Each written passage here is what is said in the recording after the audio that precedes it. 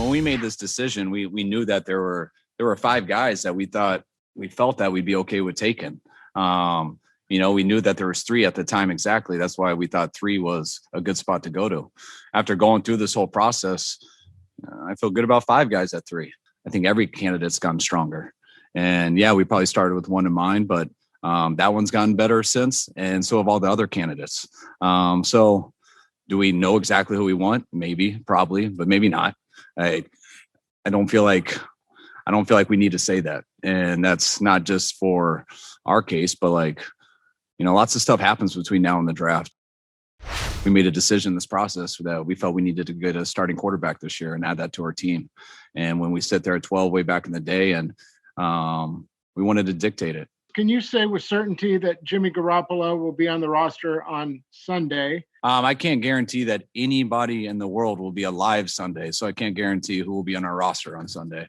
So that goes for all of us. Hi, all. I've heard the bite 19 times, and I'm still what? Every time. So much intrigue out in San Francisco. Very Triggs. morbid. I go right to you on this. Complete Went the dark sentence. very fast. Very dark. The most interesting team in the 2021 NFL Draft will be who, Triggs? Well, those of us who are still living on Sunday will be the most interesting team. But he's alive! No, it's those guys, the Niners. That was some press conference yesterday, and it was John Lynch and Kyle Shanahan.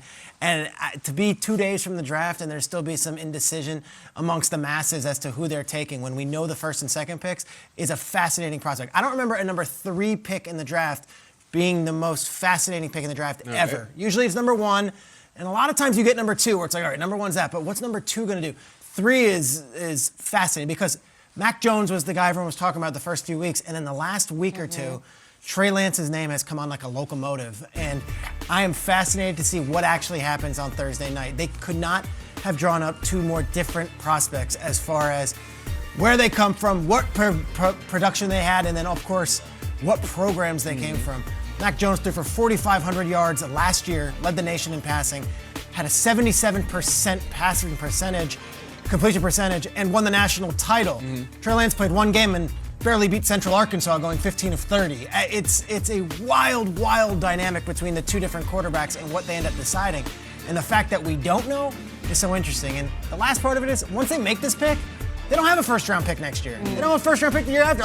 They will be sitting with this pick and have to not only sit with it, but swim with it and sink with it and fly with it and then completely go down with it. Whatever it is, this is the guy, and they are going to be on the clock, and I do not know who they are taking right now, and I cannot wait to see. Thursday could not get here soon enough. And then, Nate, there's the Jimmy Garoppolo aspect of all of this. You made a great case for keeping him on the roster, how it's not really going to upset the cap, or they could do it and keep him there to compete with a rookie or to have one learn from him. What do you think about what you heard your guy Shanahan say?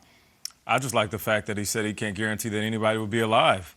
He didn't really address Jimmy Garoppolo. I don't feel like he needs to, and that's why he's irritated by the question about Jimmy. But I'll move along to the Miami Dolphins. Listen, the Miami Dolphins, they are on the clock, and this is about to get good.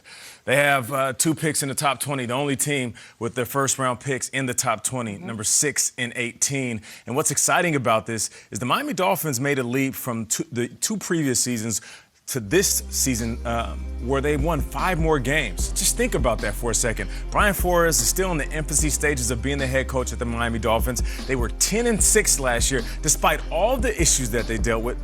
Despite the quarterback carousel between Tua and Ryan Fitzpatrick, they still made a great improvement.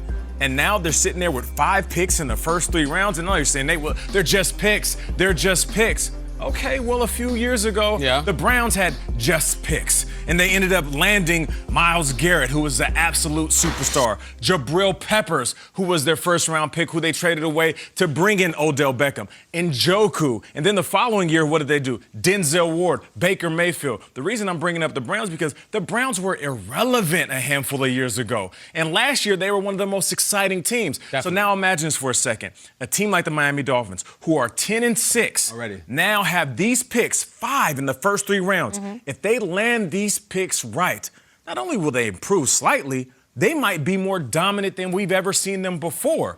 And a fun fact about the Dolphins, they are carnivores. So it is time for the Dolphins to eat. No more games. I'm with Brian Flores, That's man. true. I They love eat what he's fish. doing. The Dolphins eat Oh, fish. yeah, Who the knew? carnivores, baby. All right, I'm excited for the Dolphins. I'm worried for Jimmy Garoppolo. Like, this is a thing now. Like, that was a very, very strange quote. What do they call it? Dead cap space? On this little optic? I don't know. Are they going to wear a patch? I'm going to try to break the rules here.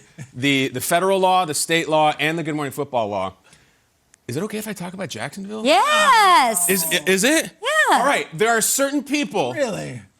at this table who think that Media Market 32, don't talk about them ever on the show, let alone in the opening block. I think the Jaguars are the most interesting team. Do you? Do you know this? The Jaguars have the #1 pick in the draft. The Jaguars have 2 picks in the first round. The Jaguars have 4 picks in the top 45. For whatever reason, Media Market 32, it's taboo to talk about the best player and the #1 pick.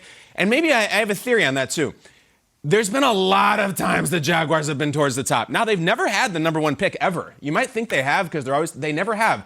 But there's been a lot of misses. Bring them up. Top 5 picks in the entire history of the Jaguars. Let's just go with me. Fournette gone, Ramsey gone, Fowler way gone, Bortles, nope. Luke Jokel, nope. Justin Blackman, Demons, nope. Kevin Hardy, good player. Tony Vaselli, probably get in the Hall of Fame someday. So they're like 1.5 out of 8 with these top 5 picks. But for whatever reason, we talk about Nick Sirianni more than Urban Meyer on this show. We talk about Kyle Trask more than Trevor Lawrence. It's time to it's draft week. It's time. Enough about who the Niners are taking. We get it. It's interesting. The Jaguars are taking the best player, and they're taking, I'll tell you this. Urban Meyer did not make the jump to the pros to mess around. I think his draft picks are going to be bold. I think he is going to draft for speed every single time. I think he wants to have the fastest team in the AFC. This is going to get really interesting really fast. It's not just Lawrence, it's Meyer, the #1 pick. It's time to talk about Jacksonville when it's not all about who their mayor is tweeting the show and Limp Bizkit. It's Trevor Lawrence. It's the #1 pick. They're the most interesting. Sorry, not sorry. I think it's the Niners. The Shregs, you want to hear from Twitter Okay. at GMMV. I do. Some presentation. It was The whole thing I great. just did. That was Talk the Niners It was enough amazing. And times. we filled our quota, and it was a great, nice lift. And I can't wait to see what happens in 2 days.